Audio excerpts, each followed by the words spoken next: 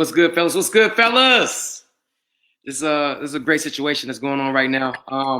It's about fatherhood, man. Fatherhood is brotherhood. Definitely, first of all, I want to thank y'all for allowing me to be a part of this. I think that a lot of things are going on in our community right now with black fathers in the household. We need our black fathers back in the household. We can go ahead and start introducing each other. You know what I mean? I go by the name of J. Nick Stewie Rock, Hot107. Next. My name is Kenneth Braswell, CEO of Fathers Incorporated. Next. I'm Armand Perry. Go ahead. I was going to be last. Go ahead. Lead case manager with Fathers Incorporated. Go ahead. Armand Perry. I'm a professor at the University of Louisville in Louisville, Kentucky. Okay, perfect. That's one? Or does everybody? I'm Jermaine Jones, a 16-year former professional basketball player, and I'm a youth developer for mindful sport and performance. Perfect, man. This is the State of Black Fathers virtual town hall meeting. These are my panelists. Questions: what are some facts and myths about that our audience need to understand about fatherhood in general and being a black father? And so I'll jump into that. I think one of the biggest myths is that all black fathers are totally absent from their children's lives. Pew Research has made it very clear that African-American fathers particularly are the most engaged fathers in the day-to-day activities of their children of any other cohort of fathers in America, including white fathers. This notion that fathers don't care about their children is an absolute lie. Fathers care about their children just as much as anybody else cares about their children. We all love our children, but we just love our children differently. The reason that father absence is such a big, huge issue in our community is not because of the lack of worth in fathers. It's because of the full worth of a father. That is what creates the narrative around what we're experiencing today when it comes to father absence. Okay. Anybody else? Yeah, if I can add to that, I think to piggyback on what Kenneth was saying, I think one of the things from a research perspective that people need to know and understand is that sometimes people make the mistake of equating non-resident with absent or uninvolved, right? So just because a man doesn't live in the same house with his kid, that doesn't mean he's not taking an active role in the kid's life. The other thing I think is important for us to understand is you have to really dig into some of this research, because when you see some of these stats and you see some of these data, one of the things that happens behind the scenes is a lot of these researchers are measuring father involvement in ways that are different than the way that dads are actually involved. And so they're looking for things that dads aren't doing, and dads are doing things that aren't being captured in a lot of the studies. So there's sometimes a disconnect and a mismatch there that I think is important for people to understand at home. Okay. Can each of you talk about the work that you've done to benefit black fathers? You know, just a little bit of work that y'all put in to benefit the black fathers? And so 16 years in this specific game, Fathers Incorporated has been doing work on a national level, primarily in the space of professional development and capacity building of organizations, specifically working with fathers. Since we've been here in Atlanta over the last 6 years, we have begun to delve a little deeper into providing direct service work, helping dads with legitimation, child support, finding jobs, relationships, marriage, you name it, whatever our fathers are in need of. And primarily here in Atlanta, about 98% of the fathers we serve in Atlanta are black fathers, and many of them are young fathers. And so we have invested a lot of our time and effort in making sure that we are creating services and resources so that black fathers have an answer and a solution to many of the things that they're dealing with. Right. Okay.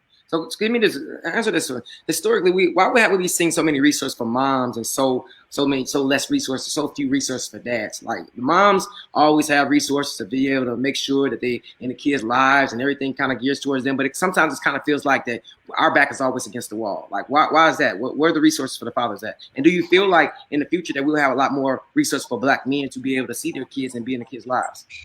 I think that I'll jump in there. I think that a lot of times black fathers don't know where to go and get the resources. There are a plethora of resources out there via outreach, even in child support. So they have the fatherhood program, they have the PAC program that helps the fathers with finding jobs, clearing their backgrounds, things like that.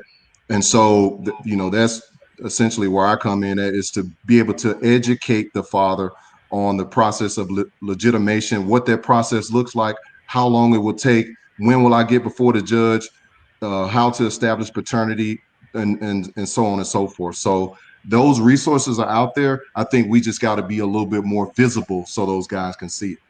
Right. Okay. Okay. So Kim, tell me about this, the Next Level Fatherhood initiative. You know what I mean? Incorporated, Fatherhood Incorporated. Tell me about that. Absolutely. So a lot of people don't know the totality of our work. We are also the prime contractor for the National Responsible Fatherhood Clearinghouse. We oversee the responsible fatherhood work for the federal government, and we've been doing that for the last 11 years. And last year, a new opportunity came out for us to actually provide direct service. We applied for that grant and was awarded $5 million, excuse me, to do direct service to fathers between the ages of 16 and 40 years old here in Metro Atlanta. And so we're really excited about that because we've done a lot of, branding work and marketing work and research and referral kind of work. But this allows us to get really deep into helping fathers one-on-one, using case management and life coaching and connecting them with jobs and helping them through their legitimation process, connecting them to the right resources as it relates to child support. And partnering with you guys is awesome for us because it gives us a platform to be able to start to spread some information that our fathers do not have. It's amazing how many fathers, and we're getting phone calls every day from fathers who are saying, I didn't even know I was supposed to be legitimized, or I had to legitimize my kids. I didn't even know this, and I didn't even know that. And so part of what we have to do, in addition to providing services, is educate and make aware. And so that's what we're committed to doing for the long haul. But now we have some money to actually make it happen. So the money that you guys are granted, is that because, for instance, just to know, I've been through certain situations, and it's very expensive to go get a lawyer. Your retainer is probably about $3,500 just for them to even start working on your case. And a lot of, let's keep it real, a lot of young Black men can't afford that, especially during the pandemic and everything like that. So how do you actually go about even going around that and possibly even trying to go to court and to fight for your kids without having the money to be able to do it? Well, I can jump right in there, Kenny. With Fathers Incorporated, what we're doing is we're partnering with various attorneys around the city of Atlanta to provide pro bono services. And, the typical cost for legitimation is anywhere between $1,500 and $2,000, which majority of these guys can't afford. I took it upon myself to find out, what is this process? What does it look like? How long will it take? It took me literally 45 minutes to an hour to get that information in front of the clerk's office, get put on the calendar, and then stand before the judge with the young man that I was helping. So once I learned that valuable information, I'm able to spread that here with Fathers Incorporated. Okay. So speaking about the court system, tell us about the court system, the baby mama drama, the systematic mindset of women having control and dealing with children in our society. Where did that come from? How can dads be smarter about dealing with the system and managing their relationships with their significant other or the child's mother? How do we do that? That's one thing that we always fight for. You know what I mean? Like, what's going on? Yeah, that's the hottest subject matter. I'll let Jermaine and then Armand. I need everybody to tell me something about that. Yeah. Oh, y'all ain't gonna talk. I'll jump in there. Y'all better hurry up. That's very, very difficult for me. I remember the first meeting I actually went into with Fathers Incorporated, man, and they seemed to answer a lot of questions. For me, that's one of the questions that I had was, how do we go about that? And I got some very, very important information about it. But I'm with you, man. I'm still learning. You know what I mean? I'm still learning the process, learning from the guys that's around me at this panel. But it's not an easy process, man, especially when you're dealing with kind of situations that I'm in, when the mother's just, not cooperating. At the end of the day, you got to, kind of put yourself at fault too and be able to, it was hard for me to be honest. It was hard for me to go through a situation with my son's mother. It's hard for me to have a conversation with her because I didn't feel like I was in the wrong. Right. As far as, me trying to see my son and her denying that from me.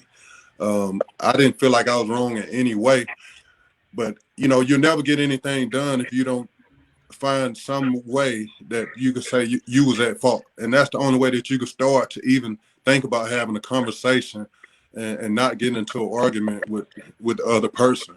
That's just something that I've been learning to be able to, and it's been working. I mean, it's only been like 2 weeks for me trying to have a conversation, but once I put myself in a situation where I feel like I was at fault, things been getting better within this 2 weeks. How long it's gonna last, I don't know. I mean, that's a question all guys have. Like, how long do women get mad at us for being in certain situations? Like, is it a year? Is it a year and a half? 2 years? Like, It depends on how deep the hurt is. Yeah, and Jay, I was going to add to that. You're talking about sort of historical factors, and one of the things we know in the court system is that the courts had these things that they call presumptions, and so in the past there was this presumption that, and there was clauses in custody arrangements about best interest of the child. Yeah. And the thinking there was that it was in children's best interest to spend time with the mother and to be raised by the mother, because there was thinking that mothers were natural nurturers and caregivers. But one of the things, I think Kenny touched on it, one of the things that we're learning, one of the things that we're starting to see this shift in the society is that men can be as good as nurturers and caregivers as women can. So some of those presumptions are starting to change. That's why I think it's so important that guys take the time to be engaged with their children, spend time with their kids. And a lot of people talk about seeing their kids, and we want guys to see their kids, but more important than simply seeing them, we're talking about parenting them. Right, because I think those are some of the ways that we get some of those presumptions changed around so that we get to be seen as equal partners and equal parents in the eyes of the law and in the eyes of the court. Mm-hmm. I think one of the biggest frustrations for men, or one of the biggest reasons that men do get frustrated and dads get frustrated, is because of lack of information. For the most part, and in general, women have support circles that allow them to be attached to information and resources, and they can connect real fast. We function in silos. And because we don't want to air our laundry, and we don't want our boys to know we're hurt, and we don't want anybody to know that we're vulnerable, we hold that stuff inside, and it's not until you find yourself into an accountability circle like this, because this is what we're really trying to create. We want guys to come in and to know that, listen, I'm not just the CEO of Fathers Incorporated, I'm a client. Right. And so I got kids too. And I had troubles with, the mothers of my children in the beginning. And I had a long process of learning, how and what kinds of information I needed to know to be able to manage those things. And so it is the lack of information. And I think that when brothers are educated and they made aware of the things that they're going through, particularly the systematic things, they find space and they find grace to relax away from the drama and get closer to their children. And then just to piggyback on that is what Kenny said in regards to information.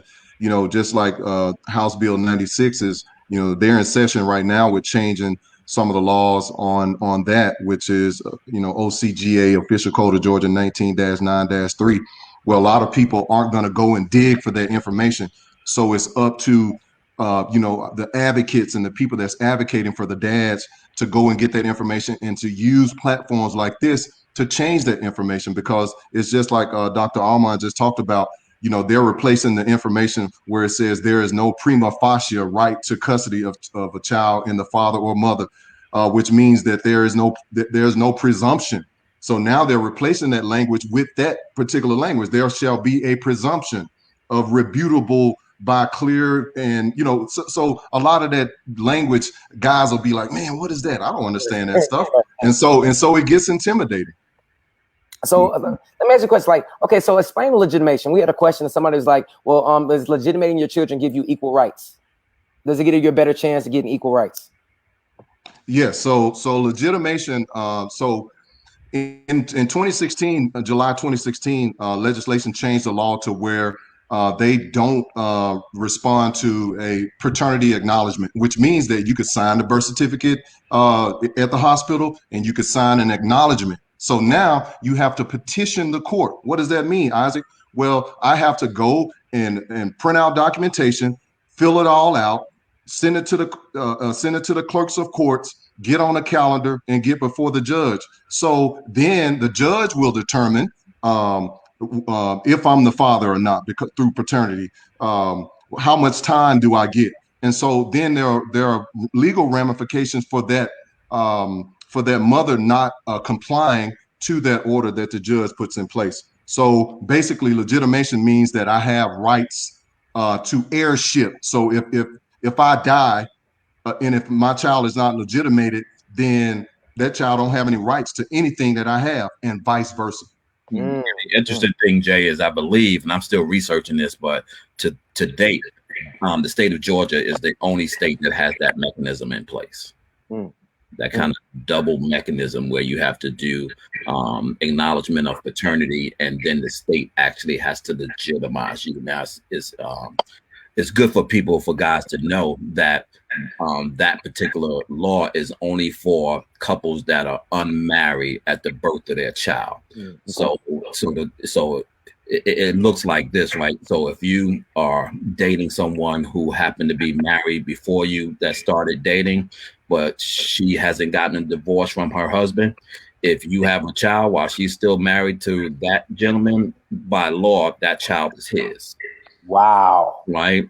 And so that's what I mean about understanding information and understanding what you're getting yourself into. Wait a minute. Pause this. Say that one more time for everybody that's listening, because come on.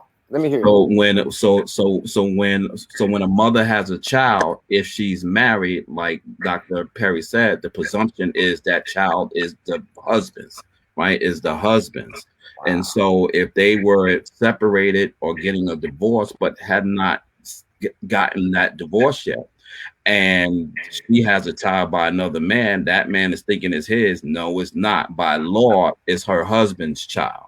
And there's a whole legitimation process and other processes that you got to go through to take that apart. The other thing that we have to be mindful of with respect to legitimation and guys who are, taking care of children that may not be theirs, right?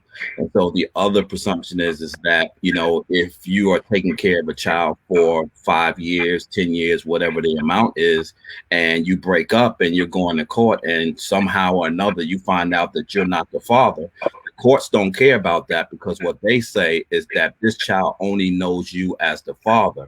Therefore, we're going to presume that you are the father. You may not be the biological father, but the courts can still connect you to a child if that child knows you as dad.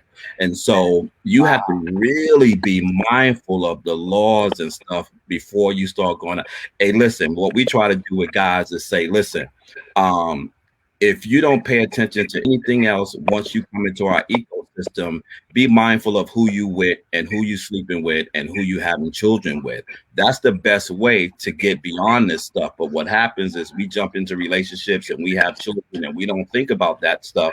And the next thing you know, we caught up. And now we on shows like this trying to tell brothers to calm down when you should have been listening to us before you got into that. And hopefully we can make sure that that our brothers and sisters, because again, and out in here, Fathers Incorporated, although it is our primary focus to work with dads, we work with dads because we're concerned about the well-being of children, which also makes us concerned about the well-being of moms. We just know, like you said in the beginning, that there's a lack of resources for dads, so we focus our energy on building his capacity to be in the best position, to be the best man he should be, out of that relationship, but connected to his child. Wow. Okay. So tell me this, like, as far as child support goes, how does that work? A lot of people don't know about child support. Let me. Okay, so I could definitely touch that one, man. Listen, what I tell brothers, man, when they come in the courtroom or if they come to the child support office, listen. If the mother puts you on child support and then decides, okay, well, you guys make up, and then say in 2010 she takes you off, right, and that child is 5 years old. If she decides that she's going to be mad at you in 2015, they're going to backdate all of that money if you can't prove it. And then you're going to owe all that back child support. Wait. Say that one more time. You said, so if my child's mother put me on child support in 2010, right? And between 2010 and 2015, if I don't pay child support and we're doing fine, but in 2015 she gets upset with me, they can backdate all the child support, whatever I've done for her. So your best bet is to continue paying child support. Yeah, your best bet is to continue to pay child support. So, or this, or just don't go through the system at all and just work out something on your own. So let me ask you this question. Okay. So say you have a child, right? And you put yourself on child support, and but you have maybe I have a situation. I'll speak my situation. My daughter, I went to court for my daughter. My sons, I didn't go to court for my sons, and my sons are not legitimated. So my question is, if I've never paid child support for my son, if I actually go to court to put myself on child support for my son, will they backdate it since they were born, or how does that work? They would they would look at the situation and kind of see what makes sense. They wouldn't just arbitrarily go back and say, oh, we're going to get them for since the day the child was born. Listen, every case is different. You know, it's interesting. We tell our fathers, listen, you can have the same situation, be in the same jurisdiction, have the same judge, and come out with two different outcomes. That's just what this system is. And so what we tell people is not to judge your case by somebody else's case. You always got to stay focused on yours. And it is so critical. And when we talk about child support, particularly for fathers, because, you know, there was a research, I think it was a survey. It wasn't a research. It was done some years ago, and the survey talked about why mothers actually took their fathers to child support. And it was like 68% of moms take their dads to child support because they're mad about something in the relationship. Right. Okay. Right. What that says to you is that many of the things that we're struggling with is as a result of a dysfunctional or broken down relationship. Somewhere the conversation got broken, somewhere the connection got broken, and one or the other feels that they can't communicate with the other. And historically it has been, hey, if I can't talk to you, then I know the judge can talk to you. I'll get you that way. And so it is, you know, really critical when it comes to thinking about child support and thinking about taking care of your child. The relationship with mom is critical. I can't impress that enough, guys. I know you're not, we tell our guys, you don't have to be in a relationship. You don't have to have a relationship to be in a relationship. Your romantic relationship can end today, but your parenting relationship is forever. Those are two different relationships. And the quicker you understand those two things, the quicker you're going to be okay. Something else that I want to touch on that I think was alluded to was the idea that there's almost two different systems. And one system is for people who are getting divorced, because if you are married and then you get divorced, your child support, your visitation, all of that stuff is automatically worked out through the court system. That's a part of the adjudication process. The issue we find ourselves getting caught up in is when we were never married to our children's mother, because then what happens is you necessarily have to initiate those discussions. You have to initiate those processes and protocols with the courts. And sometimes because brothers haven't had the best connection or the best relationship or the best outcomes with the courts, the last thing in the world they want to do is be willful and intentional about showing up to court saying, hey, I want to insert this sort of action. But trying to stay away and just sort of letting it work out on its own, that's probably the worst thing you can do, because meanwhile, the system is still rolling, right? And so even for guys who have never been married to their kid's mother, the best thing they can do is equip themselves with the information that they need, and then to engage the system rather than just trying to work around it or just trying to sort of hide from it, because that's not going to work. That's the best way to get yourself caught up. And to the point about child support and whether or not they can backdate it, if I had advice for guys, I would say if you have a child and you're not married to that child's mother, you're probably better off going to the court and putting yourself on child support, because if you do that, at that point, then you can get your case adjudicated, and not only will they arrange your child support obligation, but they'll adjudicate it based on whatever your current income is. You know then that you can make adjustments if your income goes up or down. You mentioned being in a pandemic, so sometimes guys get laid off, and if they don't have a familiarity with the system, they may have a child support order from when they were working and doing really, really well, but they've been laid off, and now their economic situation is different, but their child support order is the same. So you need to be able to know how to engage the system so you can get those modifications when you need it.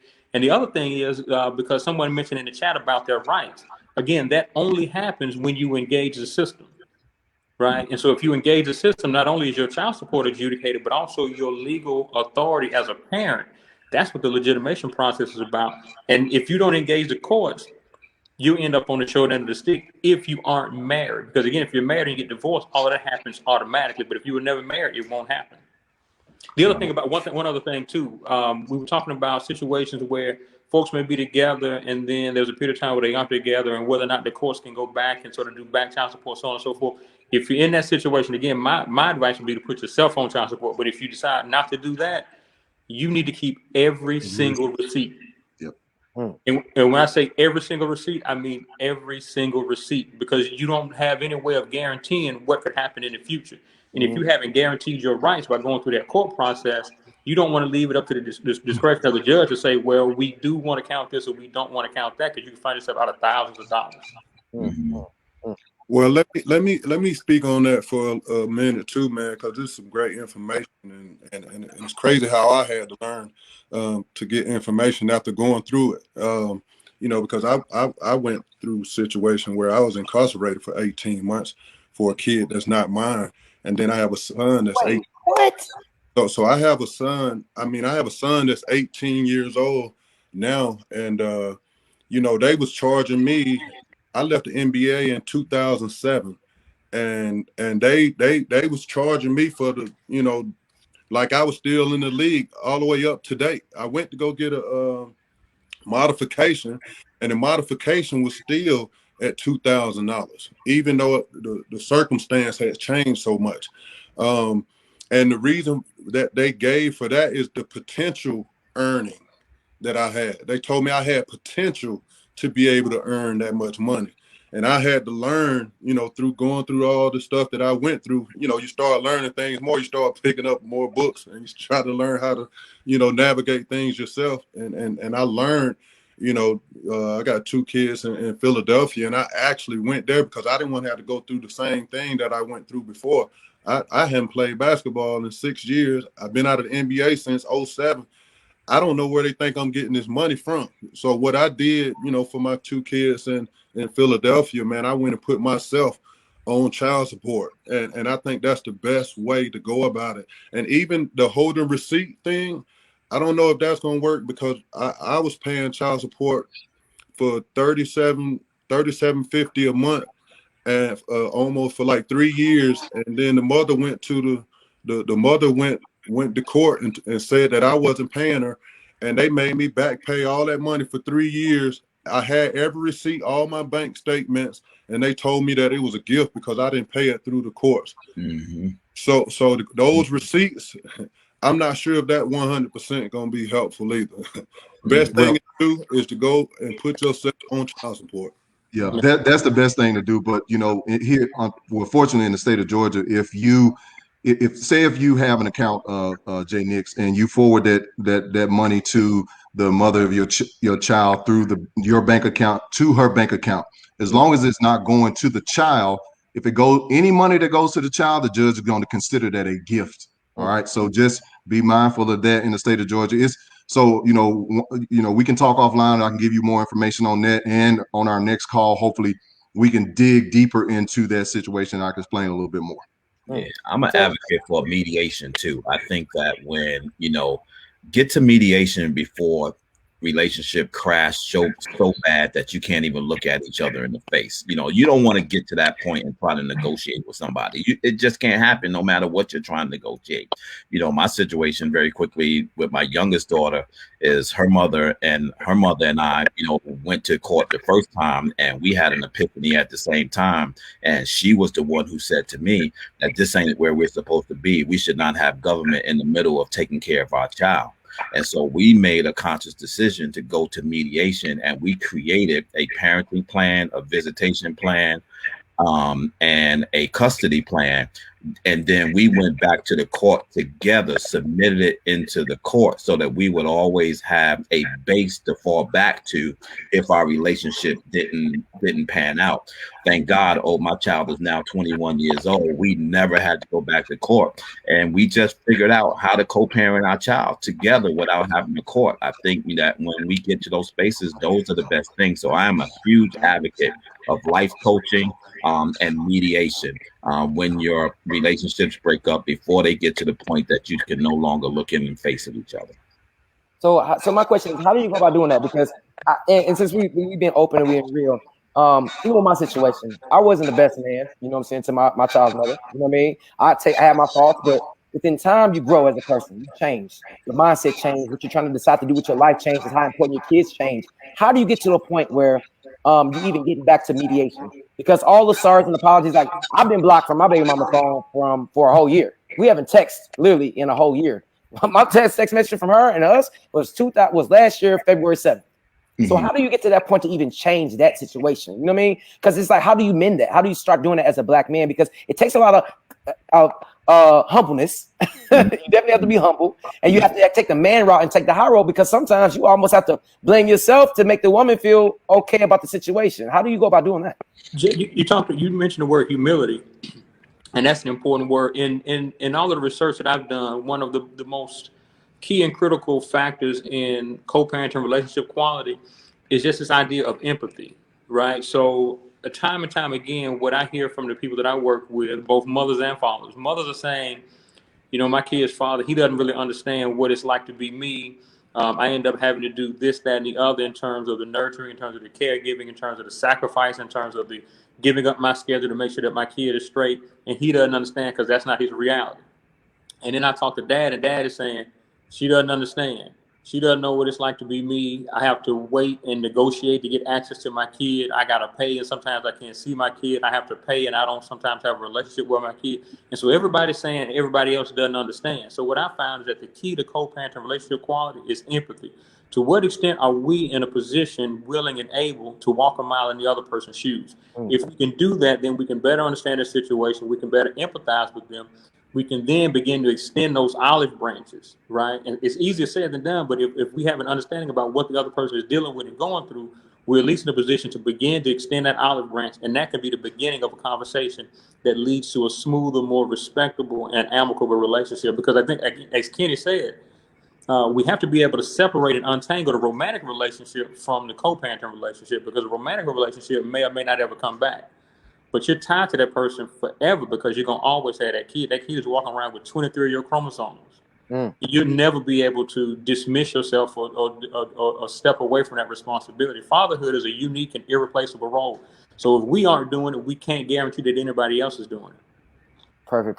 So look, it's almost time for us to roll out. We have a session that's coming up real soon, but it's limited amount. How do they sign up for this session to be able to speak with you guys? So the best way, if you're a dad out there and you just need anything from us in terms of services, help, and resources, go to our new website that's designed specifically for fathers. Fatherhoodisbrotherhood.com. Fatherhoodisbrotherhood.com. There's an intake form on there that you can fill out, and one of our case managers will get up with you. There's also a button on there so that you can sign up for our listserv, so that you can get our newsletters and see what activities and things Fathers Incorporated is going to be engaged in. And I would just encourage you to stay connected to Jay Nix, because I know as our relationship gets deeper and as we educate him more, I'm sure he's going to be an advocate for the listeners and audience that needs to hear this message from him specifically. I appreciate this all the time. Again, for all my kings and queens out there, we love you. We just got to make sure we educate y'all and understand that the black father is definitely important. Can you tell these people out here that's listening right now in this virtual world that we living in, like, how important is the black dad and how important it is for us to fight to make sure we're in our kids' lives? Again, the role is unique and irreplaceable. If we aren't doing it, can't guarantee that anybody else is doing it. Family is the primary institution in society, and I think by design, fathers should be at the head of that family. Next.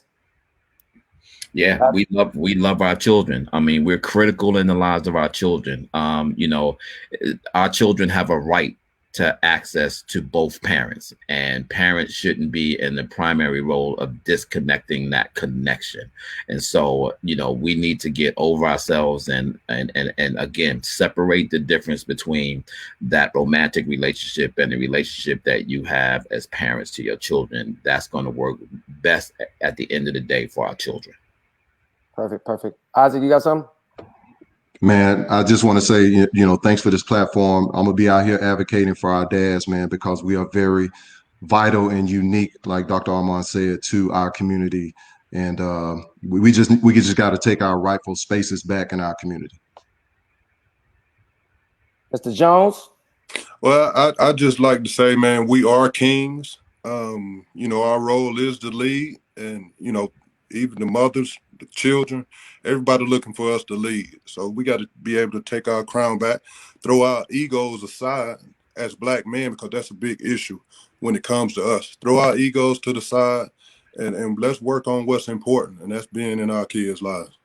Perfect, man. I want to definitely thank you guys for making a part of this, and I'm definitely all the way in. You know, I had a friend come give me this shirt, Fatherhood is Gangster. You know what I'm saying? So all my young cats out there listening, like, that's when you gangster. That's when you hard. And that's why when you really focus on what you're trying to do, if you're taking care of your kids and your children's lives, man. So I want to thank you, Kings, for having this amazing session. Hopefully we can jump on again, because I think this is something that we need to continue doing over and over again. And I'm gonna keep on pushing on the radio about black fathers being in our kids' lives, because we got to do something about these water boys run up on people's cars, you know what I'm saying? These kids sagging too far in the malls and everything like that. So we just got to make sure that it takes a village to raise a child, period. You know what I mean? We got to make sure we start talking to some of these other young brothers out here and getting them right, even if they don't have fathers in their lives. So I definitely appreciate you, Kings, definitely. Absolutely. Thank you so much. Thank you. Fatherhood is a brotherhood. We love y'all. Out.